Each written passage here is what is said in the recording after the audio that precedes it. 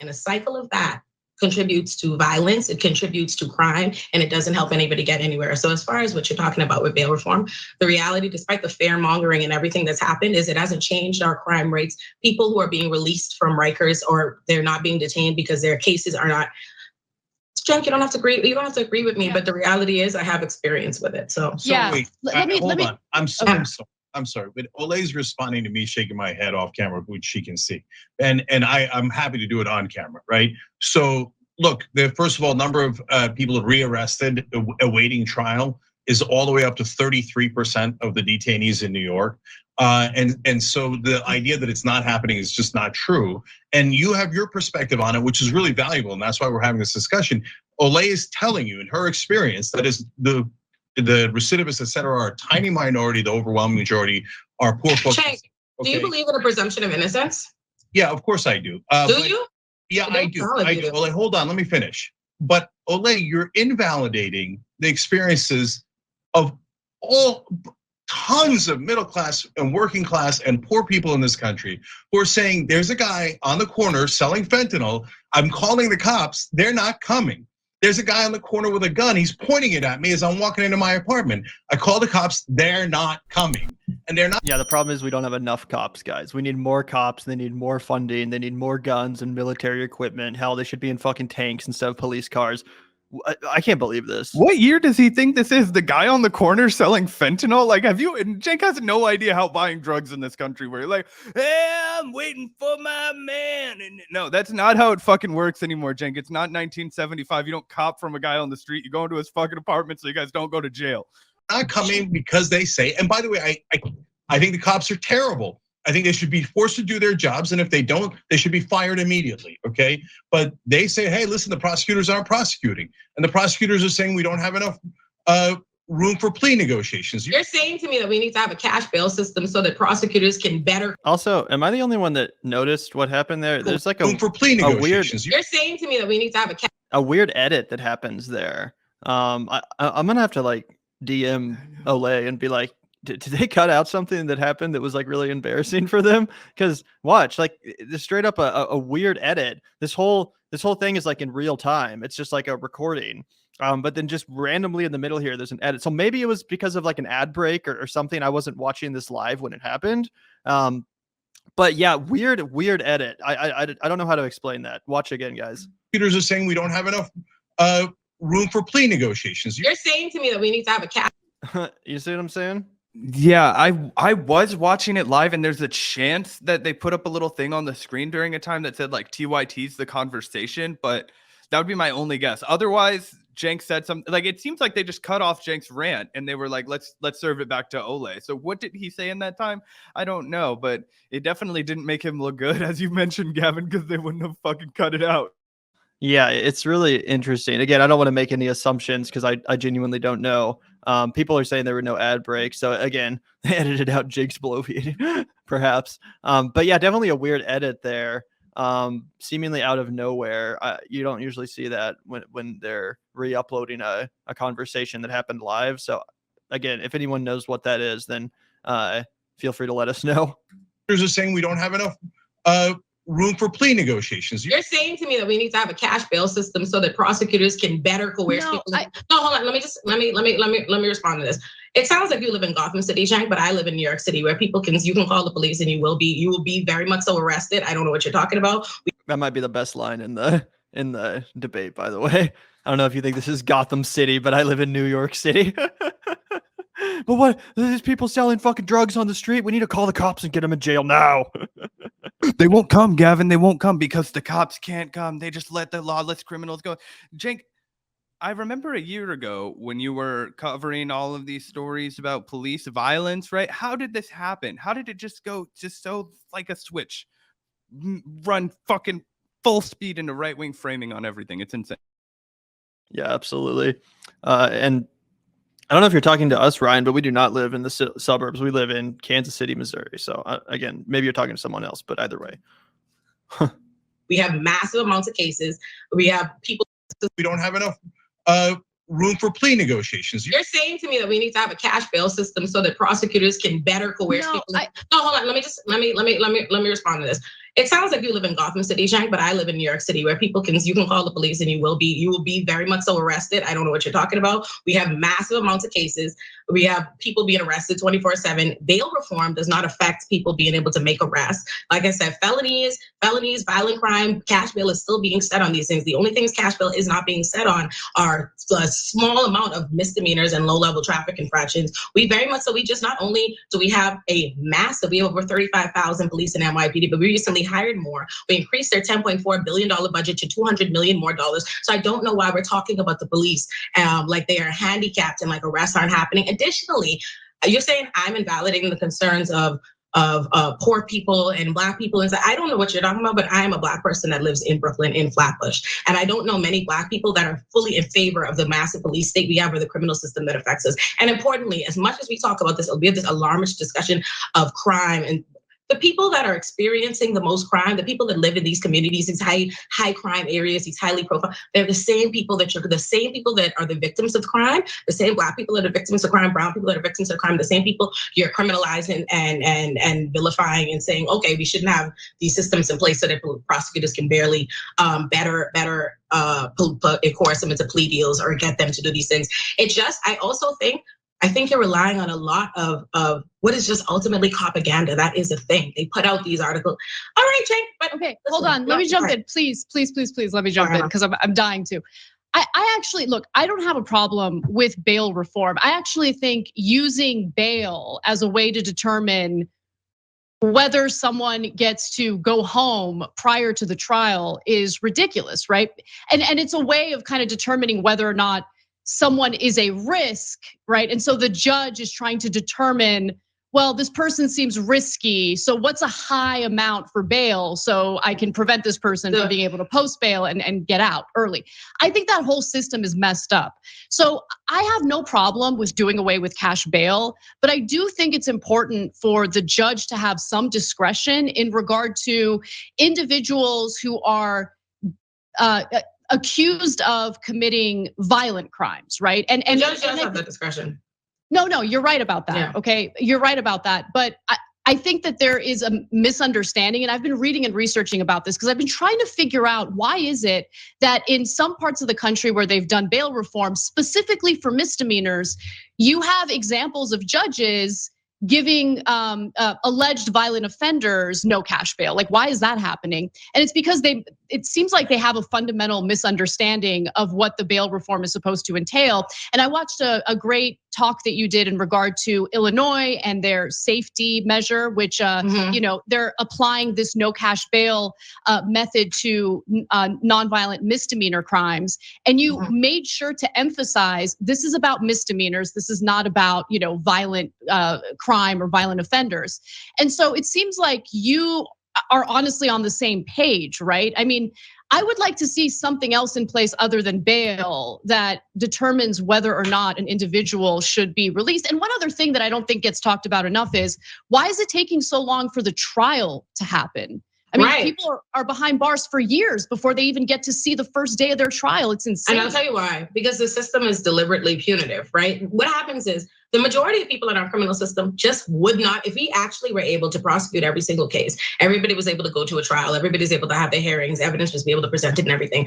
Most things simply just would be thrown out. They wouldn't be able to get criminal convictions. So what often happens is throughout the process, they make the process as laborious and punitive as possible. Let's keep adjourning it. Even though there are cases we have at arraignments, we know it's set on the record, they will not be able to prosecute this. There's the alleged victim is in the audience saying absolutely not. And they say, you know what? Let's still gonna adjourn to this date. We'll work it out another time, and we adjourn and we make this way. Because what happens is the time you have a criminal case open, your life is completely changed. And if you can't have your trial, if you're waiting in on jail, what happens is before you have a trial, you serve the time. Even though eventually you might, they'll throw it out, or they don't have the evidence, or they'll decline to prosecute, or you go to trial, but you've already suffered all the consequences. All the harm has actually been implemented. So that's why. Olay, I wish we could spend the rest of the show talking about this. This is incredibly important, and I hope you'll come back on. Look at how pissed off and defeated Cenk looks. I've been waiting the whole time until the end of it. Like the whole time, he just is well, there's stonewalls like he's biting his fucking lip, and then he's like, He just can't bring himself to say anything else just because he knows he's been swatted so badly. I mean, it's hilarious. He's found himself on the most like absurd right-wing talking points for all of these things. Like I hear people saying all the time, it's like they're about to get rid of cash bail for violent felonies. No, they're about to get rid of cash bail for motherfuckers that they couldn't prove were guilty. Like, let's go back to day one. You guys want to talk about like America? Oh gosh, we have to be good Americans, guys. America was founded on like one principle, okay? And that it was that if you were like a free person, you were innocent until proven guilty in a court of law by a jury of your peers, right? That's the whole idea, right? A cash bail is not to keep the society safer while that is being litigated. Cash bail is to make sure you show up to fucking court. Do you think that our fucking government doesn't have the resources to go pick your ass up if you don't show up to your court date and you miss it? Yeah, they fucking do. So that problem solved. That was what fucking cash bail was supposed to do. Do you think rich people aren't violent? Do you think Patrick Bateman's aren't out there somewhere? People with money and access to bail, they get fucking picked up for shit, not nearly as much as poor people, right? Because that's not who they're looking for. But when it happens, they post bail, and guess what? Nobody fucking loses their goddamn mind about it. Anyway, it's just absurd for him. The kind of prosecutor, you go to trial, but you've already suffered all the consequences. All the harm has actually been implemented. So that's why. Olay, I wish we could spend the rest of the show talking about this. This is incredibly important. And I hope you'll come back on because we didn't even get through half the questions I wanted to ask you. And thank y'all for having me, honestly. Yeah, for sure. Yeah, no, I hear you. Olay, I love that you came on. I love the discussion, even when it gets heated. And I appreciate that you made as good a case for it as I've ever seen. Definitely. Yeah, having said that, I don't agree. I didn't think you would, Cenk. I did not come here expecting. I did not think you would. I am just here to put the information out. I will be happy if at any point in time in the next months, you say to me, if you say me, DM, like, you know what? I thought about something you said. That's all I'm hoping to get. You know what I mean? That's all I can hope for. And I just caution everybody. First of all, don't tell people who've been at the toughest on cops in all of media that they're doing propaganda. I'm just gonna keep it real. I think that's out of bounds, to be honest. Okay? You know what I mean? Yeah. Me? So, I didn't say nothing to you. Yeah, you said that I was doing propaganda. So, and look. I didn't say you were doing propaganda. I said, I think you're reading. I said, I thought earlier, you mean during the segment, I said, I thought earlier that I said that I think you're reading a propaganda. That's what's being put out. That wasn't at you, Cenk. That wasn't some personal attack towards you. Yeah, and please, I hear you. And let's not get policy and politics mixed up. Policy is one thing, and these discussions are good, and it's gonna get us to the right solution. And if we're all lucky, we're gonna get to the Nordic model, and it's gonna be infinitely better than what we have now, okay?